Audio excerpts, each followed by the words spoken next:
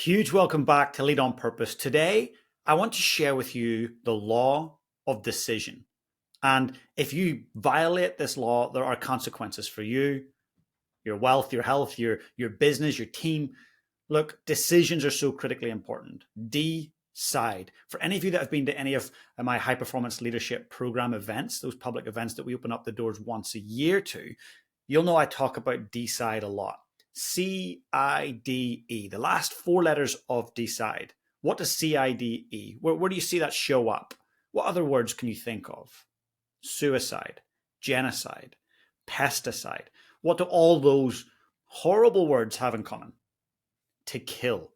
The word decide means to kill off all other options. So when you decide to take a left, you are killing off going straight ahead, going right, or going back. You're going left.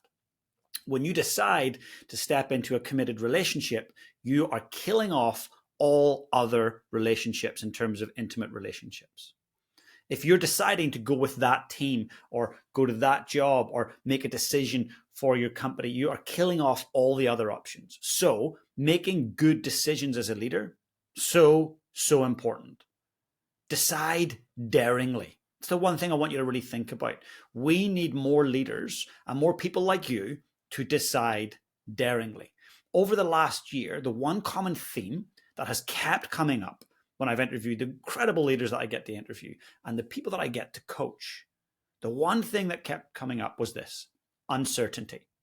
It was the biggest problem that most people simply are struggling to overcome. I get it. We've been through a pandemic. I get it. There's massive geopolitical unsettlement around the world. So people are uncertain, but what do we need? We need to be decisive, because when you're decisive, you can move forward. You need to decide daringly, have conviction when you decide. So when you think of a decision, your decisions drive your destiny, right? And if destiny is too much of a, a fluffy word for you, your decisions drive your destination. Whatever you decide and whatever choices you make, they dictate where you end up. What choices are you making? Another more important question: what decisions are you stalling on? Procrastination is the brother of indecision. So what are you procrastinating on? What are you holding back on? Are you deciding daringly?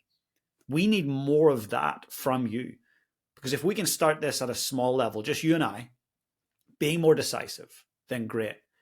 And when you think about it, your vision drives your decision. So before you decide, you've got to be clear on where is it that I need to get to this week, this month, this quarter, this year, this half a century. Where are you headed, right?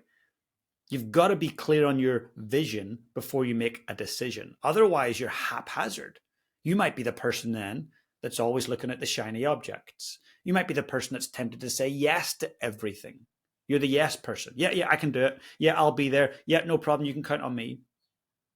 I don't think you want to be a yes person, because when you're saying yes to everything, you're saying no to the most important thing, which is you moving towards your vision for your team, for your organization, for your family, your health, wherever you want to apply it. The law of decision shows up, and it is a law. You know, we test this across hundreds and thousands of companies, and it shows up, and it's non-negotiable. It's irrefutable. If you break the law of decision, there are consequences. And those consequences can be major regret. Those consequences can be, ill-informed decisions. Those consequences can be financial. They can be relational. They can be pretty big. When you make a decision, just know that you're having to kill off your other options. If you want to make better decisions, have a decision-making filter. All of the clients that I work with one-to-one, we create a personalized decision-making filter for them.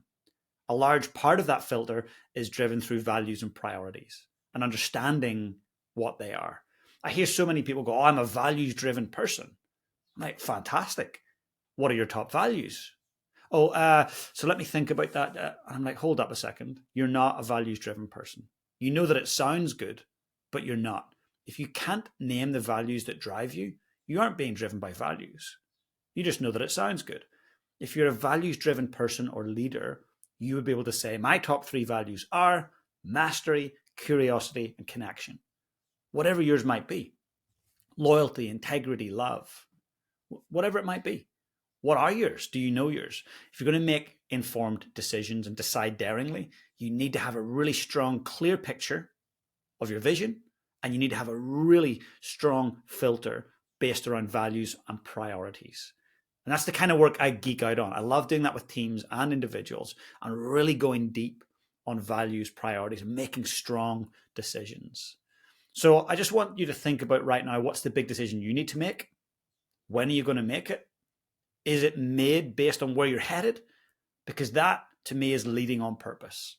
So with that being said, the short solocast, I just want to say a huge thank you for tuning in. Share it with one friend that might need some help in making better decisions. And hopefully it'll serve them as much as it served you. But for now, please get out there and lead your life on purpose. Hey guys, if you enjoyed the content today, please smash that subscribe button below. And if you want to become part of my community, I've got an amazing free Facebook group. Please come and join us. The link is in the description below. And also, if you've got any questions about today's session, I'd love to know. Just comment below and I'll be sure to get back to you guys. Have the most amazing day.